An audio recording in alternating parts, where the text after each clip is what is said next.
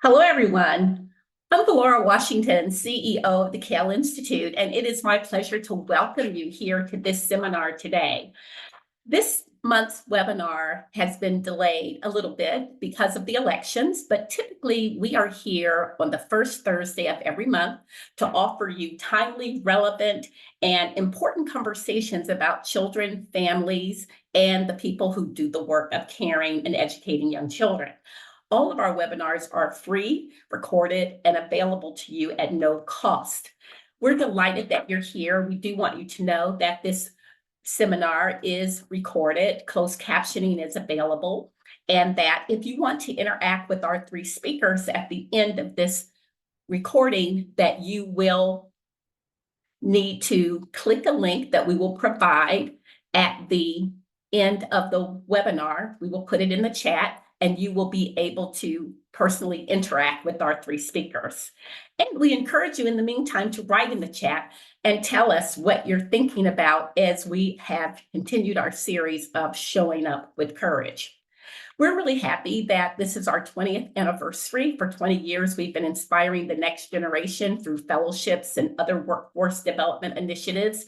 And this gives us a chance to thank our founder, the Schott Foundation, who is also the sponsor of this 2024 webinar series. We encourage you to join us as well. You can help us celebrate our 20th anniversary by donating $20 for 20 years of our work, or any amount that you please. As you donate, your donation helps us continue to offer programs such as this one at no cost to the early childhood education workforce. Throughout this entire year of 2024, we've been focusing on the idea of courage. We've been emphasizing the importance of our individual and collective courage. We've used the Adinkra symbol of Sankofa as a symbol to help us think about looking back and learning from our past, but at the same time, always moving forward. And this is a traditional concept of wisdom that we've been bringing forward as we've been talking about courage this year. We also want to bring to your attention another Adinkra symbol, which is Aquafina. And this is an important symbol, which as a whole means courage, strength, heroism, and bravery. And it's more than physical bravery. It's also representing the idea of being strong in our communities, how we show up in everyday life, showing strength and leadership, and protecting our community. It's a rich representation of the concept of valor, of leadership, of courage. So through Sankofa and Aquafina, we have emphasized this entire year the importance of our courage, the importance of showing up in our leadership. We think about Margaret Mead. She says all social change comes from the passion of individuals. And we are people who have that passion. Brene Brown tells us that courage starts with showing up and letting ourselves be seen. And as a profession, we have more and more been showing up and telling our truth and fighting for the things that we stand for. Why don't you tell us a little bit about how you can and how you do show up with courage to advocate for early childhood education? We'd love to know who you are, if you can tell us your name, where you're from, and any stories that you might have to share with us. In the past few months, we've been emphasizing how to show up with courage. We've been a partner with the National Association for the Education of Young Children. Last month, we talked about how we can show up with courage to vote our values. And we heard from a legacy leader, Helen Blank, who told us a lot about how we have shown up in the past. And we had a next generation activist, Nile Blass, who talked to us about the importance of voting to support our democracy. And this month, we're continuing our partnership with National Association for the Education of Young Children to talk about how we can show up with courage to advance an advocacy agenda.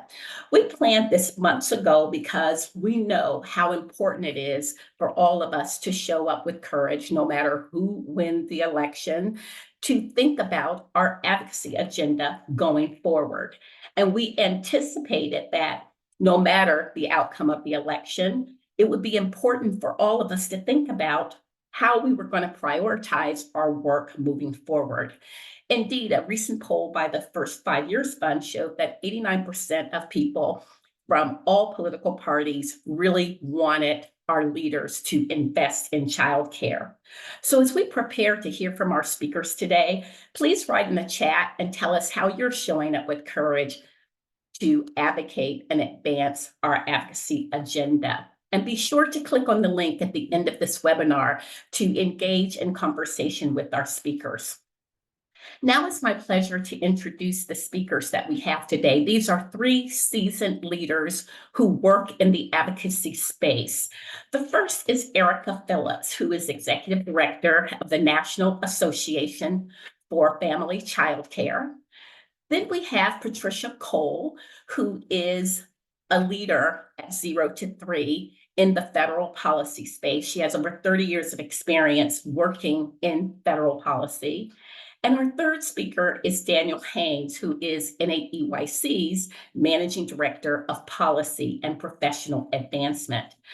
I am really excited, as I'm sure you are, to hear from these 3 leaders about our advocacy agenda moving forward. So let's get started. We're going to first hear from Erica, who can share with us the insights from the National Association of Family Childcare about how we're going to show up with courage for our advocacy agenda.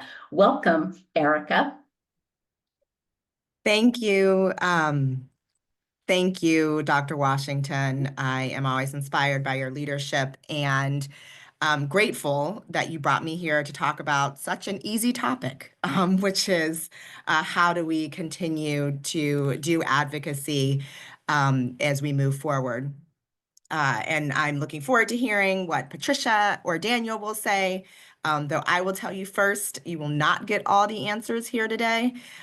We will, Dr. Washington, Valora might have all the answers, but we certainly are just sharing part of what we're seeing and how we're moving forward. So I have been reflecting a lot about family childcare in our community at NAFCC. Resilience and community have always been hallmarks for family childcare, and today is no different.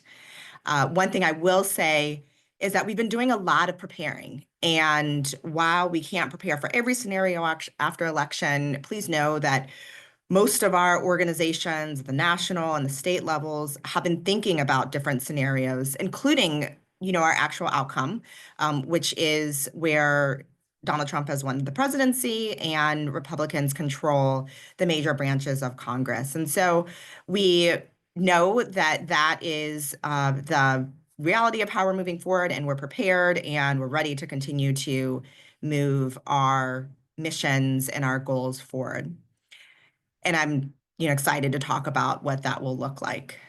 But before I dive into our organizational reflections, I want to briefly share, where I'm personally coming from, and thank you, Valora, for talking about bravery and spaces and the importance of leadership. And although Vice President Harris, to her credit, she did not make race or gender identity a major part of her campaign. As a Black woman leader, we're very acutely aware of messages being communicated. And regardless of your political affiliation, we had an opportunity where there were Black girls and South Asian girls who got to see someone who looks like them at the top of a major party's political ticket. And, now that we are where we're at, I know many women of color leaders I speak with are feeling particularly vulnerable now. They may not name it, but this webinar is about being brave. And so I wanted to share that and encourage you to just check in with friends and people that you know. So now I'm going to step back into my organizational role as the leader of the National Association for Family Childcare. And we're the largest, if you don't know us, we're the largest national member association for home-based childcare providers and educators. One of the things I love about NAFCC is that we are an incredibly diverse group, all focused on providing one of our country's most important services, which is caring for young children. And that diversity allows us to be in communities all over the country. And we've been talking with many of our members. There are members who are excited about the election outcome and the opportunity to shake up the status quo. There are other members who are feeling fearful for how they or their loved ones might be impacted. But overall, in my conversations with family child care leaders across the country, whether that's our state representatives or our affiliate leaders, we're feeling optimistic and choosing hope. So why are we choosing hope? And this is really connected to what we've learned, which has been a lot of skills and positive feedback to the incredible advocacy we saw from our members, and really for the National Association for Family Child Care, we experimented with several ways of providing platforms and supports to family child care educators to do more on advocacy. This year, for the first time, we launched something called August Advocacy, which was an opportunity for family child care leaders to meet with their elected officials who are typically in Washington, D.C., but they have a break in August, to invite them to come to their family child care programs. We had meetings with both Republicans as well as Democrats. Family child care leaders across 11 states had held visits. They went to town halls, rallies, they had virtual calls. And that was an opportunity to really show what we do and the value that we provide to communities. We've seen thousands of people participate in different advocacy actions. A third of our members have visited their state or their federal legislators, and 2/3 want more resources for advocacy. And so we've really provided that through resources. We have a leadership development program where the alumni of that program, of Leaders Shaping Leaders, are twice as likely to engage in civic actions. And that is part of what is driving the interest and investment in early care and education, or really inserting early care and education into the election conversation. We saw ballot measures that were successful. We have been following one in Travis County, Texas, Proposition A, where they will establish grants for child care providers, including family child care.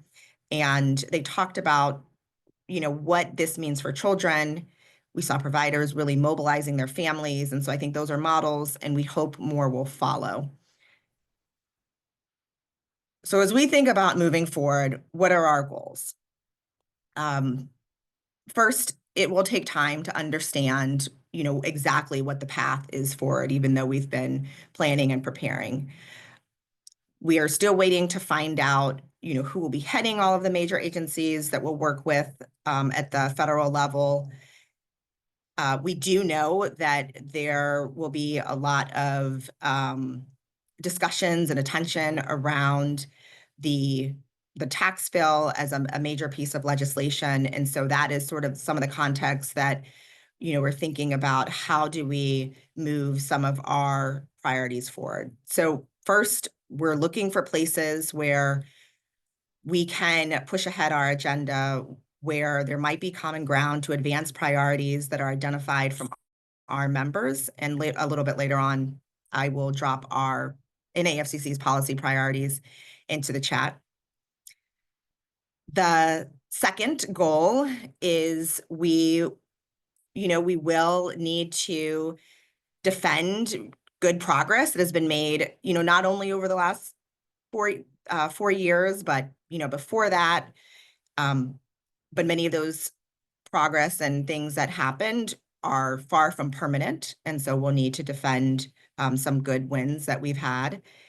And we need to just keep the bigger picture in mind and driving towards more fundamental change in how we fund and how we view childcare in this country. And this is, a really long goal. As Dr. Washington said in the beginning, we have leaders like Helen Blank who have been working on this for years and years, and we are just continuing to pick up the mantle and move forward.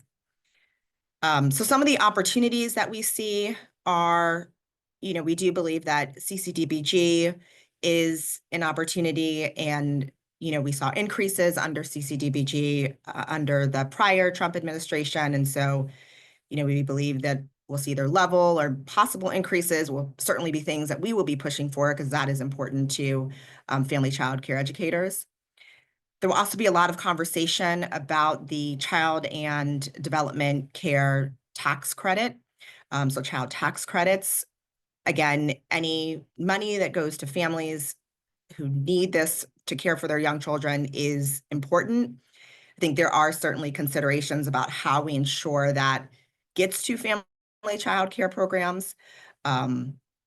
So, we'll be watching that. And we think there's opportunities within the Farm Bill where, we can talk about the importance of childcare in rural communities.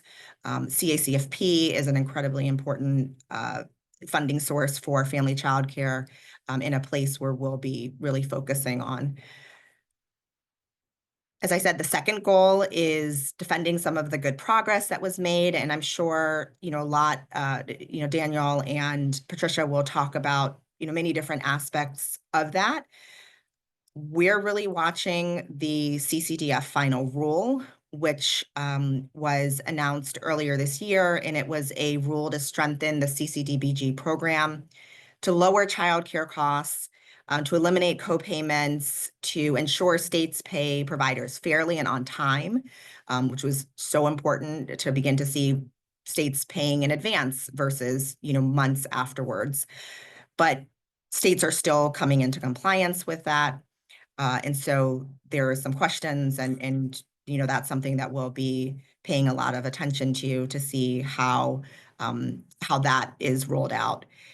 And I think as we think about the future, we need to continue organizing and refining our messages. It was so clear how essential childcare ECE was during the pandemic, and we can't let people forget that.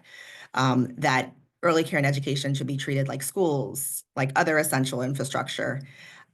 We see there's many state level opportunities, and there is a real hunger to see progress, whether it is things around additional investment in early care and education, housing opportunities, which is incredibly important for family child care, and just leading our organizations in a really principled way.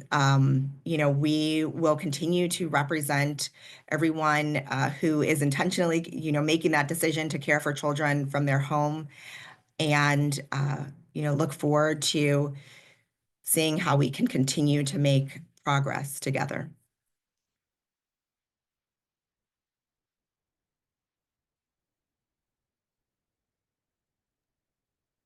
Thank you, Erica.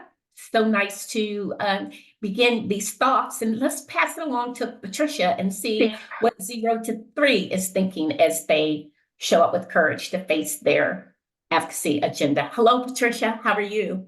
Hi, it's so great to be with you. Always wonderful to be with Valora and my colleagues, Erica and Daniel. And I particularly want to say thank you to those of you who've joined us today for the work you do for young children and families, and for taking the time to be here and think about how you can use your own experience and expertise to work up your courage and advocate for those children and families. So as we take the time to absorb and sort out the implications of this election, the most important thing is to stay connected to those who will join together to promote strong policy. So really great that you're all here. So as we contemplate the election results at 0 to 3, it's important to center the families and young children and think about what they continue to experience. So we know that many families have been concerned about their own economic situation. 2 in 5 babies live in families with low income. Families are concerned about the ability to meet their children's basic needs. Paying for food, housing, and utilities are the top reasons they struggle. And we see the inequities and disparities of access to resources really come through very clearly.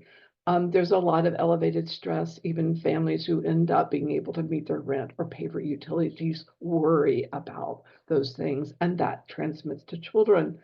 And we know that early educators also experience material hardship and have since the pandemic and even before. So anxiety over their own financial situations, experiences of burnout from low wages and extraordinary burdens at work. And so the situation for many families and childcare providers going into the election was not so optimistic in many ways. And as Erica said, some are looking forward to shaking things up now that the election's over. Many are no doubt looking for answers, but many are also looking for safety and reassurance. So thinking about our agenda, now for those of you not familiar with 0 to 3, our mission is to ensure that all children have the ingredients to thrive and their families are supported with the resources they need to nurture their family's economic security and their children's development. It's because we focus on a population, our policy agenda is wide-ranging, from early care and learning, of course, but also health and mental health and economic policies. And I want to be clear that sometimes there's a difference between our agenda, which really follows our responsibility to say clearly what children, families, and early educators and other members of the infant toddler workforce actually need, and the issues we focus on and ask that we work toward in any given political environment in Washington. So our basic agenda has evolved over time, but at its core, it's similar to the agenda we have had from our first policy agenda over 30 years ago, which was called the Heart Start. And it focused on the social and emotional foundations young children need to thrive and the policies that would enable their parents and other close caregivers to ensure that those early foundations were strong. And I think those are really still the central focus today. It evolved into our policy framework that all babies need good health, strong families, and positive early learning experiences in order to develop and reach their potential. But I often return to that earliest comprehensive baby policy agenda because I find renewed energy in the thought that the efforts to reach these goals for babies and families endure and have endured through all types of circumstances. That if we make our case strongly based on what we know from our families and the science, we can make progress over time, sometimes by leaps, sometimes by baby steps, and sometimes just finding a handhold to keep from toppling over. And I love the idea that you had Helen Blank, who was my hero 30 years ago. So great that she could tell that story. We always want to think big things for babies, the big, bold baby agenda, I like to call it. And that was true in 1992, and that's true now. But we have to be both opportunistic and realistic about what can be achieved. And sometimes, like parents and caregivers whose first instinct is to protect, we have to defend the public policies and programs that help address the inequities and ensure all children have the opportunity to thrive. So over the past few years, we prioritized key policies like robust early care and learning opportunities through comprehensive childcare and early Head Start, paid family and medical leave, promoting economic security through an expanded fully refundable child tax credit, and building a system to support infant and early childhood mental health. And those are still the North Stars that we look to. But within that agenda, what do we focus on now? And I think that while vote margins are actually small in many places, in many ways, this election feels seismic. So we are all still trying to understand that there's a different worldview that will shape the new administrations and also the Congress's policies toward children and families. And the shift in the outlook for our basic agenda is clear and it's inescapable. Through it all, we'll be pushing members of Congress and the administration to think babies, whether we're taking advantage of opportunities or defending gains. But a few examples in our bigger agenda, broader agenda, we had dreamed of really pushing for continuous eligibility for Medicaid for children birth to age 6. Now we're, excuse me, we're looking to protect the program from reducing benefits that help healthy development and funding as well. Families may see a continued and even increased child tax credit and could see other tax credits as Erica mentioned, but they also may be asked to shoulder more of the burden of measures like tariffs that could be used to offset cuts in corporate tax rates. And these are areas that as early childhood people, we don't always like to go into, but we're going to have to understand what's at stake in these bigger issues. Early intervention, or we'd like to elevate its key role in ensuring infants and toddlers are on a positive developmental path, could be looking for a home in another agency if the Department of Education is demolished with guaranteed protections dropped. Rules such as the updated Head Start program performance standards and lead pipe replacement through EPA may be in jeopardy. And finally, immigrants who are our neighbors and contribute to communities may be fearful of deportation efforts. And what of early care and learning? So we can only read tea leaves about the administration's child care ideas, but it does seem a place where there could be some opportunities. Documents like Project 25 include downplaying formal childcare programs. Head Start could be a target for elimination. And yet we know that the challenges of the childcare system are real, and that members of Congress on both sides of the aisle understand this fact. So there could be opportunities to advance some childcare solutions, likely not on the scale we could wish, but possibly laying some groundwork. I will say that looming over all of this is the possibility that programs support young children's development. It's the possibility of dramatic cuts in overall funding levels that will affect the funding for individual programs. So sometimes we have to look beyond that. And yet, if we pull back from Washington and return to the communities where families and those who care for their children live, we see some hopeful signs and a source of courage for all of us. So we know that policies that support children and families are important to voters, especially when they see that direct connection to their own lives. And we saw that in polls, and we saw it in ballot initiatives that passed in several states and communities to raise the minimum wage, to provide paid sick days to employees, and even in a couple places to raise funds to support childcare. So when we work in federal policy, we know that lawmakers have the power to put in place those types of policies on a national level. And the disconnect may be that voters don't always see that the representatives they send to Washington could make that change on a broad scale. So how do we show up with courage and determination to advocate for families and children and the early childhood educators who shape their development? So you are all critical to that effort to protect vital programs, to be the wedge that widens opportunities for gains in childcare and beyond, and to help families and communities understand and build power to expect change from policymakers. There are two ways that I think you can really show up, with the understanding that you may be building over time, but we're used to that. First, you need to be storytellers.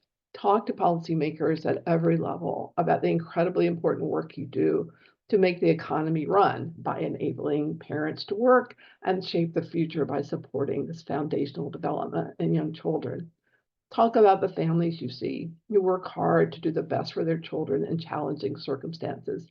And it's important to convey that communities expect policymakers to do the right thing, to address the very real problems with childcare needs and well-paying jobs that their constituents live with and which are not going away. So if you come to this webinar, chances are you are on lists that will ask you to weigh in with your policymakers at key times. So we hope you will take those opportunities and even go further. But there's another task for you in communities, and that is talking with your colleagues and neighbors and community members about the importance of being engaged as advocates, just as you are. So in listening to people who did organizing during the election, it is clear that these in-depth conversations are needed to increase the understanding about how government policies have a direct bearing on their lives. And that includes the ability to find quality, nurturing childcare. So you are in the best position to recruit these new advocates, not unlike the need to recruit new voters, but the lesson is that it takes time and effort and building trust. And the payoff is a larger pool of advocates to help make change when those opportunities arise, and to protect the vital services when times demand it. And that is work that we all need to face with determination and with courage. So thank you again for having me. I'm going to turn it over to Daniel now.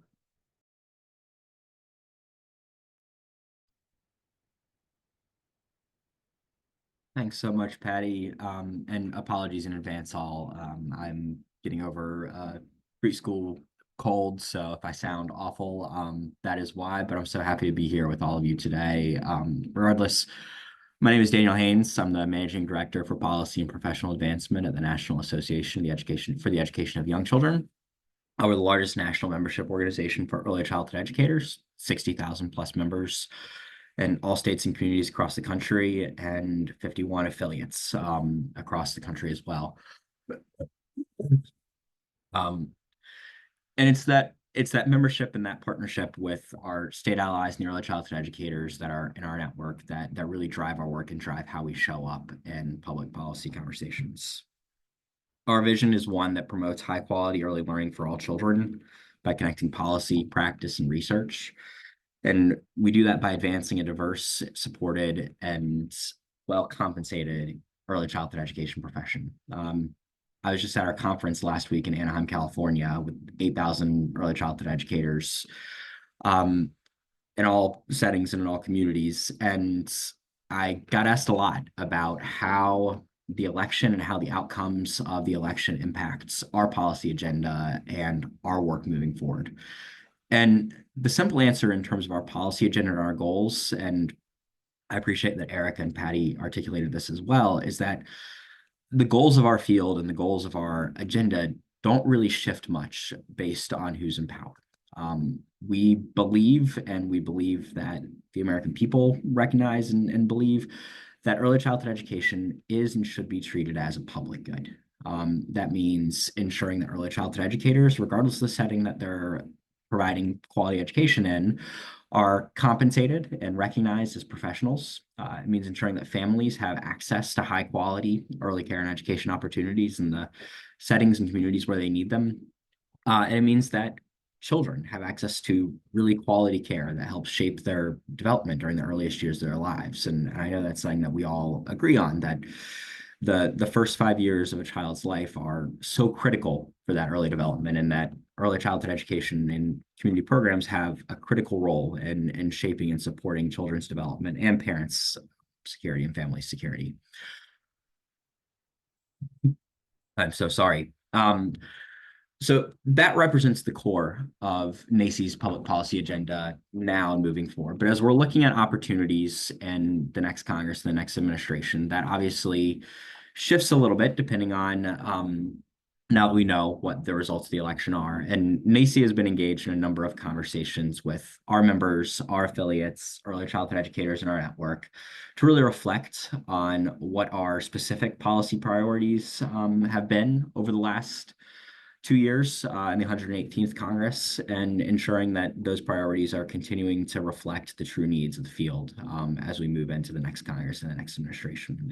And what we've heard in those conversations and what we're going to continue to reflect back to policymakers, both in the administration and in Congress, is twofold. One, we want to continue making progress towards that vision of funding and supporting early childhood education as a public good.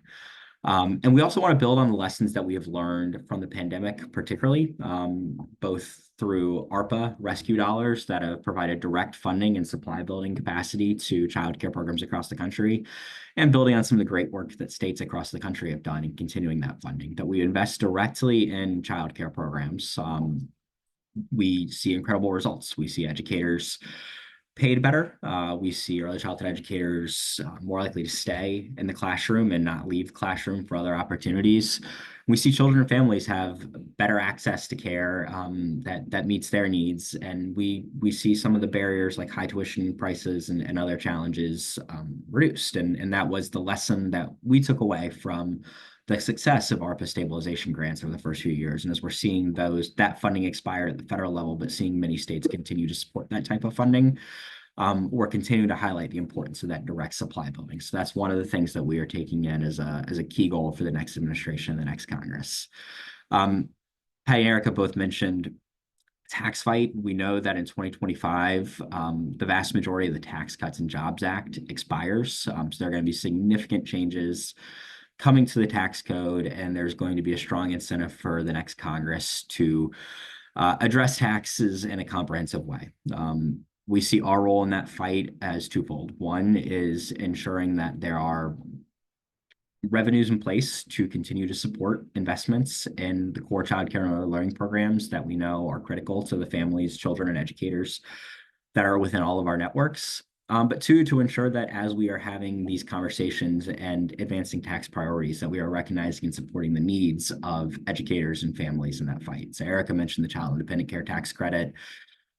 We're continuing to engage to make sure that that credit is made more equitable and refundable and meets the needs of more families. The child tax credit, which is currently set at $2,000 per child, would be cut in half with the expiration of those, the 2017 tax bill. So we're continuing to look at advancing families' needs, especially with young children.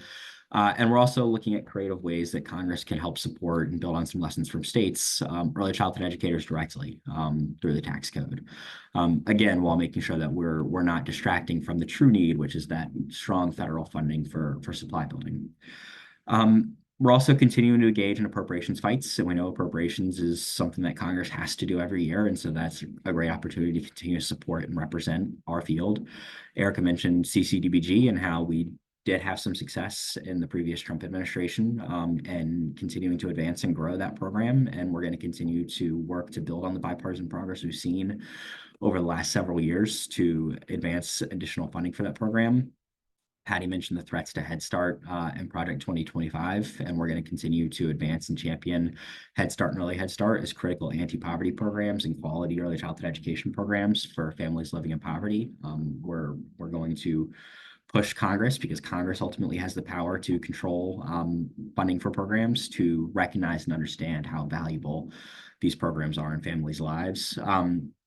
Patty also mentioned early intervention, and that's something else that we're particularly hearing a lot about from our field in terms of concerns and needs for support. And our focus groups with early childhood educators, one of the most common topics that comes up is that children are coming into programs without the supports they need to thrive in inclusive settings. And we know that for IDEA Part B 619, preschool special education, and IDEA Part C, early intervention, the two major federal programs that support children with disabilities in early childhood education, the funding for those programs has evaporated significantly over the last 30 years at this point. And so we're continuing to work with Congress to understand how critical these programs are, especially coming out of a pandemic where many children have faced a different degree of isolation that is exacerbating many challenges that we're seeing as they come into the classroom. And then finally, we're looking to support kind of the broader range of supports and programs that help make lives easier for educators. So Erica mentioned Child and Adult Care Food Program. We want to ensure that Congress is investing in those programs and in making those programs more equitable for providers of all settings. We want to make sure that as we are looking at benefits for K-12 educators and higher ed supports, that we're building in more supports for early childhood educators to have access to scholarships and grant opportunities for higher education and professional development, but also public service loan forgiveness. And I think the core of our agenda remains that we believe that when we support a well-compensated and well-respected profession of early childhood educators, we can continue to drive really high-quality outcomes for children and families across the country. So like I said, our mission remains the same. The opportunities that we're going to have to advance our mission are certainly going to look different as we are looking at the political context ahead and making decisions about where to spend our time and who to engage. And I think, as Erica mentioned earlier, we don't fully know yet what to expect in all these different areas. And so we're continuing to prepare for protecting and supporting children, immigrant families, communities that are part of our early childhood education community across the country and in advance of anticipated challenges and attacks.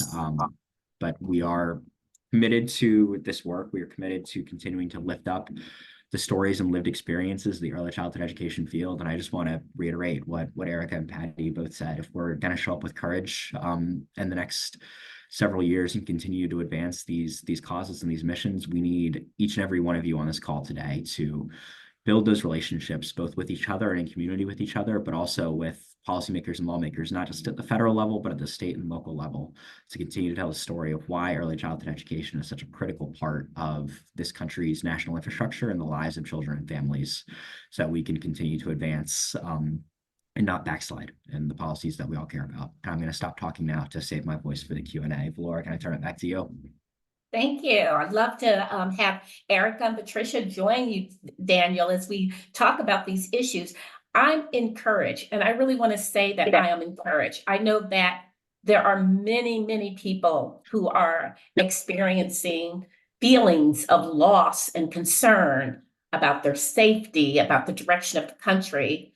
But I'm encouraged because what we just heard is 3 organizations that are firmly settled in mission and direction. And that's not going to change. I think what will change as we learn more are the kinds of strategies and perhaps focus and attention that we need to put on particular issues. But we have here 3 organizations stable in mission who are going to help all of us think about how to move forward. So a lot of you have mentioned Head Start and the Department of Education. And, there's been a lot of chatter in social media and so forth about, will the Department of Education be eliminated? Project 2025 has some not complimentary things to say about Head Start that may not be on our agenda. What message do you give to people just very clearly about this Department of Education? Of course, Head Start, a lot of these, what's really going to happen is not known yet. But have you all talked about that within your constituencies? And what are people saying? And what is your approach to this going to be as these policies start to roll out and we see what's really going to happen? I'm happy to jump in first here, and then would love to hear what my colleagues have to say as well. I will say, Laura, it hits home. The morning after the election, I got an elevator in our conference center, and the first person I spoke to after the election saw my name tag with policy director on it and asked, what's going to happen to Head Start now? When is it going to get eliminated? So this is something that's very much on the minds of our field. It was in the minds of many people who I met and spoke with at NAEYC's annual conference last week. And one thing that I've reminded folks that I've been speaking to, both on Department of Education and on Head Start, is to eliminate Head Start, to eliminate the Department of Education, it takes an act of Congress. This is not something that an administration can step in and unilaterally do. Every time a new administration comes into power, there are think tanks on both sides of the aisle who write detailed descriptions of the policies they'd like to see, and it takes congressional action and congressional power over the purse to put those principles and put those goals into reality. And that creates an opportunity for the field to engage deeply and meaningfully in the relationships they have with members of Congress, to invite them back to Head Start programs in their communities, to see the value of the program, to connect with families that are directly impacted and whose lives are directly changed, and to make the case for continuing to invest in and support these critical infrastructure pieces for our field and for our communities. And so I think that's what I try to remind folks, is that just because the election is over, the fight for these programs is just beginning. And that fight happens not just at an administration level. We don't have kings in this country who can come in and just say, this is gone, that's gone. Like we have a Congress that has to pass laws to do these things. And we all know that even when there is one party control of Congress, there are different coalitions, there are different battles that are happening within those coalitions. And it is difficult to move legislation, especially legislation that hurts people. And so we need to make it very clear that these are critical programs and that it would be a political and moral disaster to take them away. Patty, Erica, anything to add? I just add that it is important, and I think that's right. And Daniel's laid out all the tools that we have and all the hurdles I have to go through. But it is important to speak up and to really reinforce the importance of these programs, the importance of having a department that focuses on education.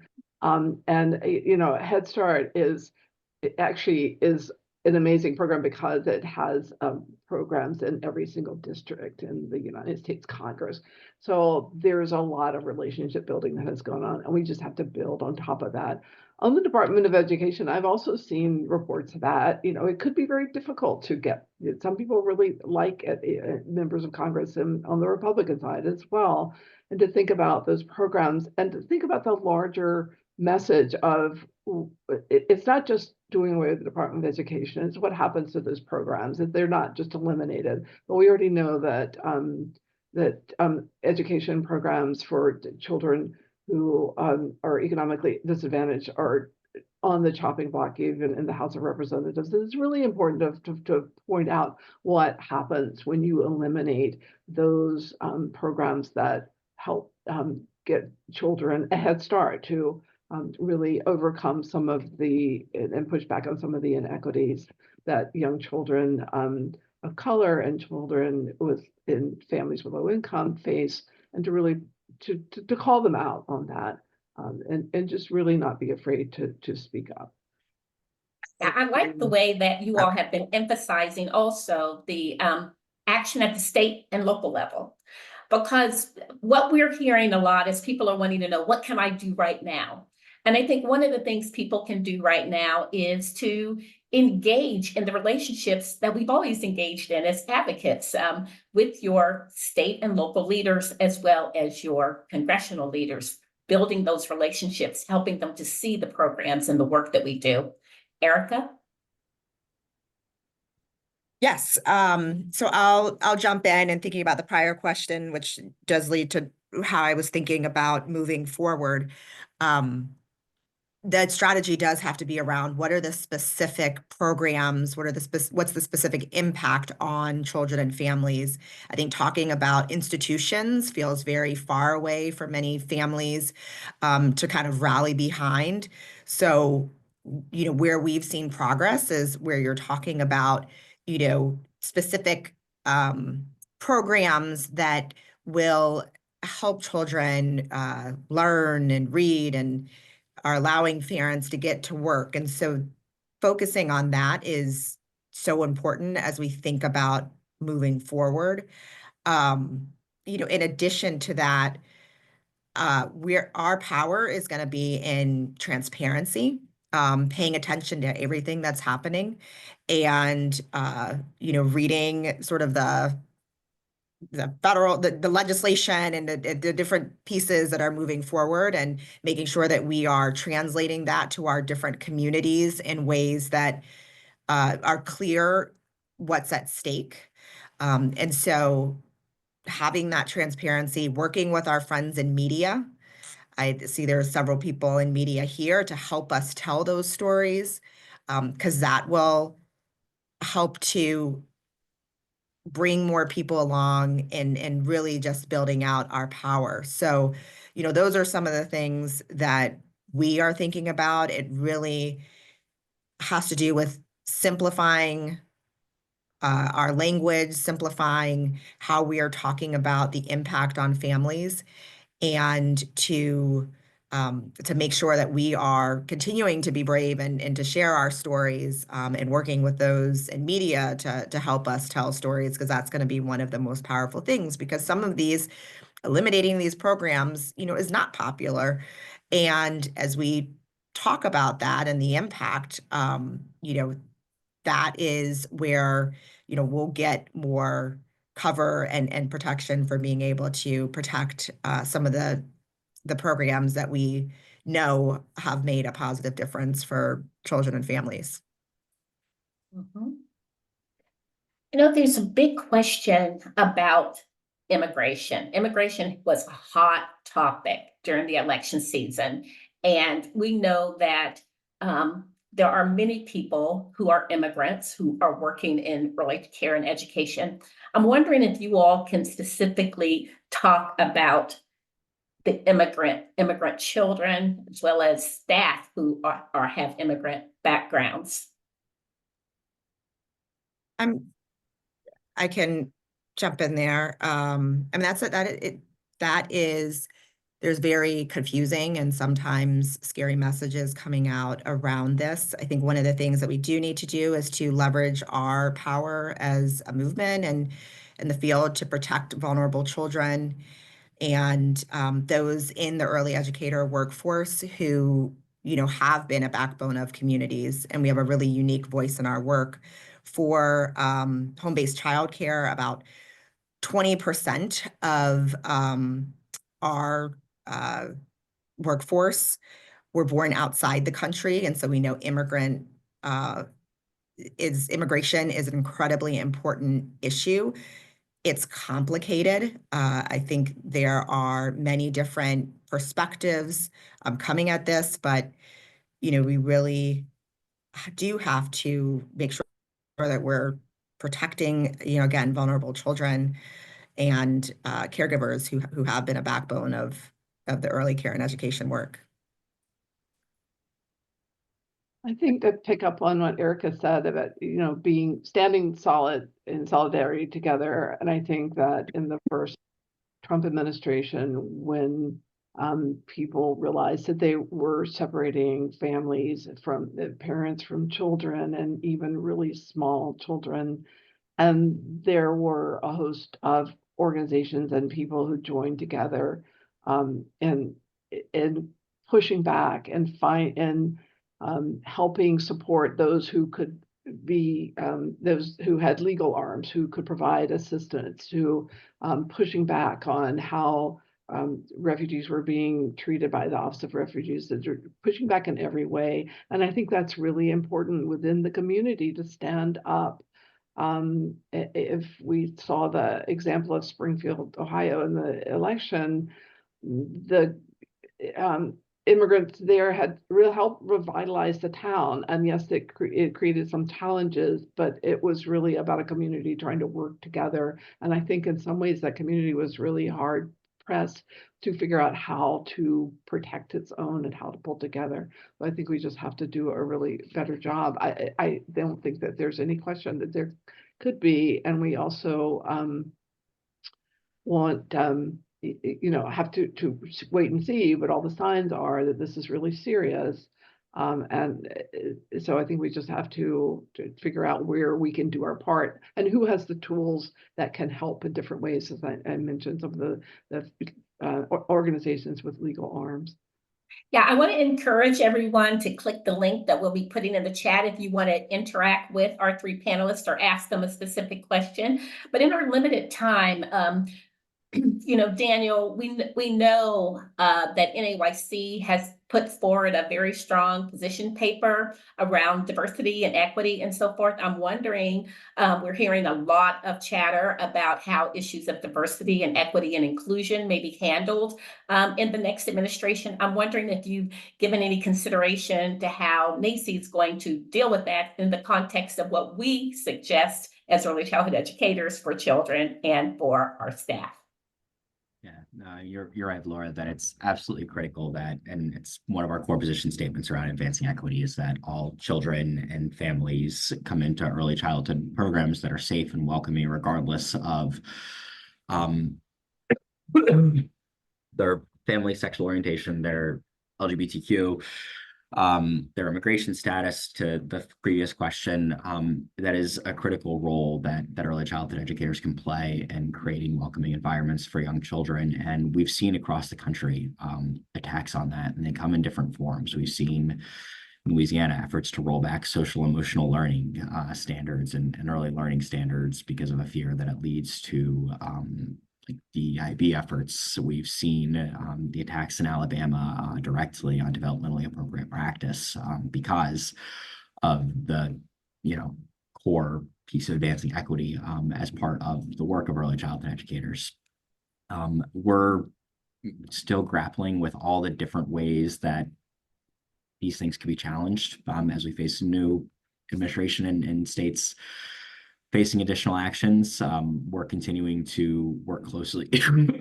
I'm so sorry. work closely with our partners in the field to ensure that we're standing behind our principles around advancing equity. And I'll say one really practical point that I think is helpful, and this goes, Erica, to something that you mentioned that really stuck with me in terms of how we communicate and message. I think that as early childhood educators and as storytellers and as people that are working deeply in communities, it's more important now than ever for early childhood educators and the families they serve to build those deep connections and those deep relationships and to help understand kind of what the value of, for instance, social emotional learning is in early childhood, and help define for ourselves what it means to create advancing or equitable, welcoming environments and why that is so critical, so that there are not others that are defining that for us and that are defining that work and the role of early childhood educators in supporting children and families from a diverse array of backgrounds for us. And so one of the things that we're doing is continuing to support educators and engaging the families they serve, and helping them think about and understand why advancing equity in early childhood education programs is so critical for the safety and security of children who are in that program, and why that's so critical to support children's early learning. And so we're going to continue to do that work. And like I said, I think we're anticipating more direct challenges in this space and are gearing up to face those challenges as they come. There haven't been as detailed plans that I've seen compared to immigration and the plans for deportations on day one, but we are continuing to engage, and we're going to continue to stand behind our principles of advancing equity in this work moving forward. Yeah, what I'm really seeing is 3 organizations that are standing clearly in the work that we have done for many, many decades. We're looking back and we celebrate that work, and we're looking forward. And as we look forward, one of the things we're going to have to think about is how we organize and refine the messages, Patricia, the messages that we're going to put forward, and how the hearer, the receiver of those messages might be influenced to think differently than some of the things that we're seeing right now in the public square. As we close this portion, I'm wondering if each of you might just give one thought to our listening audience about what they might do now as we're moving forward. Well, I can start off. As I said earlier, you're probably all on a lot of lists. When you get alerts and requests to weigh in with your members of Congress, do that. Even better, try to reach out before that and build relationships if you don't already have them, but also build relationships within the community, because I really do think that that is important to get more people involved. And I'll leave it at that. I'll say, don't lose hope. We are learning more and more about, what is going to come following the election, what messages voters were sending, and there's no clear mandate in any particular direction. So don't lose hope. What we have wanted to advance for families, having more access to supports is still important. And, we will continue to work towards that. So don't give up. I'll just say, if you're an early childhood educator or a child care provider on this call, reach out to your incoming electeds and ask them to visit your program and build a relationship with their staff and help them understand kind of the core issues that you're engaging with in your communities and in your work, and become someone that they can turn to as they're continuing to deliberate and debate on these issues moving forward, because